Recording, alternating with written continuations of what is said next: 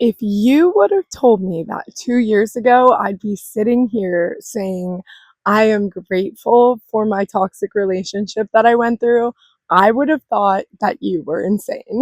But today, I genuinely would not change a thing. Hello, my name is Gracie Rotman. If you've been here before, then welcome back. But if you're new, welcome. I help women heal after toxic relationships, but really just difficult breakups in general, and come back home to themselves. So welcome, or welcome back. I'm so grateful to have you here. If you see my dog in the background, that's Chloe. We'll see if she decides to join us or not. But anyways, I know you're probably thinking, what the heck? Who would ever say that they're grateful that they were in a toxic relationship? And I get you. Like I said, if you would have told me 2 years ago that this is the video that I'm making, I would have thought you were crazy, because I used to think I could have gone my entire life without ever going through this experience. I felt like years of my time had been wasted. I was so angry. I was so embarrassed. I was so ashamed that I ever had to go through those things. I would have never said that I was grateful for the experience while I was going through it. My dog Chloe is joining us. Here, I'll show you. I'll introduce y'all. Chloe, say hi. What do you have to say? You have a kiss for Mama. Thank you. She loves to just sit outside. She is a true Florida girl, but that is Chloe, and she says hi and she's sending love. So I just wish I could erase the whole thing. I also blamed myself for a lot of that. I thought, how could I have stayed so long? How could I have let this happen? Like, why did this happen to me? It was a lot of like self-blame and over analyzing and trying to intellectualize why this event had to occur in my life. So I'm trying to engage with you guys a lot more. If you are going through a breakup and are trying to heal, how long has it been for you since your relationship ended? I want to get to know all of you guys. But yeah, like I said, I was so bitter. I was so bitter. And more than anything, I was so angry. Like, anger was the probably one of the most persistent emotional experiences I had following my toxic relationship ending. Like, obviously there was grief and sadness and like the 7 stages of that, but my anger, I will never forget how angry I was. And for so long I used to just kind of project that anger outwards at him. And of course, like, there was a reason I was angry, right? Like, he cheated on me, he manipulated me, he gaslighted me, all this stuff.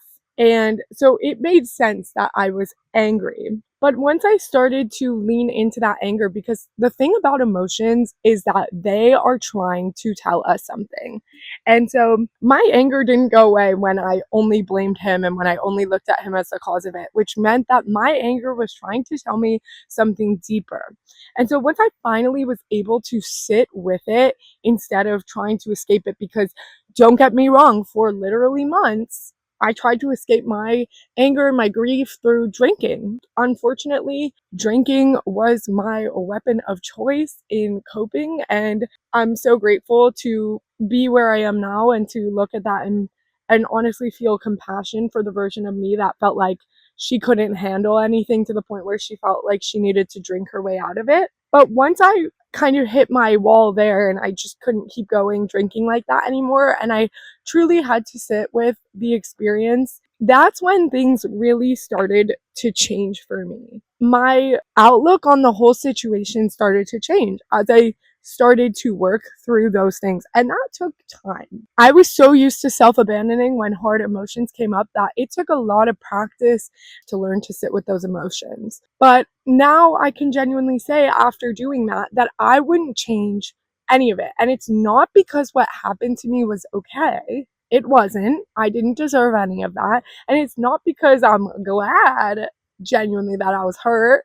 Like, that experience really, really hurt me. But because it taught me things that I would not have learned otherwise. And I want to know, if you're going through a breakup right now, does this feel like, could you ever imagine feeling this way? Do you feel this way? Or does this just feel genuinely impossible for where you're at in the process? And that is perfectly fine too, because like I said, I could have never imagined feeling any other type of way other than, why did this happen to me? And there is nothing wrong with that. And that's actually something I really hope that you take away from this, is that there is no rush to get to this side. Of course, I'm sure you would like to get to the point where you're not bitter anymore, where you're not storing these negative resentments, and to be able to say this, but there is no rush. In fact, rushing the experience, doing anything but living the experience fully, is going to make this process much longer than it needs to be for you. But the reason I'm so grateful is because that experience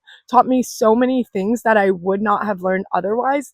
It taught me boundaries, it taught me discernment, it taught me what love is not and what I would actually genuinely like when searching for love. It taught me this one was really hard, but how willing I was and how easy it was for me to abandon myself, for me to take the responsibility of living my life and my belonging and put it somewhere outside of me. That was a really hard lesson that I had to sit with for a long time before I could genuinely understand what it was trying to tell me. But if I did not sit with my experience, I would not be the woman I am today, and I would not be sitting here talking to you. And so the reason I want to share all this with you is not to like brag or make you feel like you're behind, because you are not behind. You are not behind. There is no rush. And I'm interested to know, is there anything that your breakup or your relationship has taught you? Again, there is no judgment. This is a very, very safe space. But the reason I want to share this with you is to give you hope. When I was going through the breakup, it felt like I was in a dark tunnel and there was no light at the end. And I actually want to read something quickly to you. I'm reading this book. It's called, I'm gonna hope I'm pronouncing it, Anam Cara, a book of Celtic wisdom by John O'Donohue. Such a lovely author. And I read this last night and I was like, oh yes, I need to share this. Okay, he writes, when you sow things in the spring, you commit them to the darkness of the soil. The soil does its own work. It is destructive to interfere with the rhythm and wisdom of its darkness. And then it goes on to say, like, so you plant these potatoes in the soil, and then you meet somebody on Tuesday who says, oh, they need to be really far apart. So you dig it up and you plant them farther apart. But then you meet somebody on Wednesday who says, no, they're really supposed to be so close together. So you dig them up again and you put them really close together. And it's like you keep digging them up and not allowing them to grow. And this is what he says. If you keep scraping at the garden, you will never allow anything to grow. People in our hungry modern world are always scraping at the clay of their hearts. In nature, we do not see the trees, for instance, getting seriously involved in therapeutic analysis of their root system. Each tree grows in two directions at once, into the darkness and out to the light, with as many branches and roots as it needs to embody its wild desires. Negative introspection damages the soul. It holds many people trapped for years and years. It is wise to allow the soul to carry on its secret work in the night side of your life. You might not see anything stirring for a long time. You might have only the slightest intimations of the secret growth that is happening within you, but these intimations are sufficient. We should be fulfilled and satisfied with them. You cannot dredge the depths of the soul with the meager light of self-analysis. The inner world never reveals itself cheaply. And then it says, if we live everything, life will be faithful to us. I just read you like 2 whole pages, so holy crap. But genuinely, that whole section struck me so hard, because it's like when you plant a seed in the soil, you must give it time and space to grow. You don't check up on it. Is it growing? Is it growing? Or, I mean, if you do, that doesn't help. But if you actually dig at it to see if it's growing, you're actually damaging the growth. So he's saying that to know that you've planted the seed is enough. And we have to be okay with that until that seed begins to grow and we can see it. We can't rush it. We can't force it prematurely. And it's the same with healing. You have to trust that what you're going through is not happening to you. It is happening for you. That everything in life is bringing you closer to truth. That is getting rid of what is not you to make space for what is. And that's one of the hardest parts that I had to learn, is that transformation begins with destruction in nature and in human growth. All growth starts with what feels like destruction. It's like when a seed bursts, that seed bursts so that it can grow. When a forest fire clears the way for new growth, it burns everything up before it grows.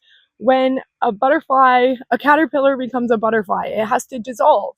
It's like this theme of plant the seed, it's going to become the butterfly, it's going to grow. There's nothing we need to do.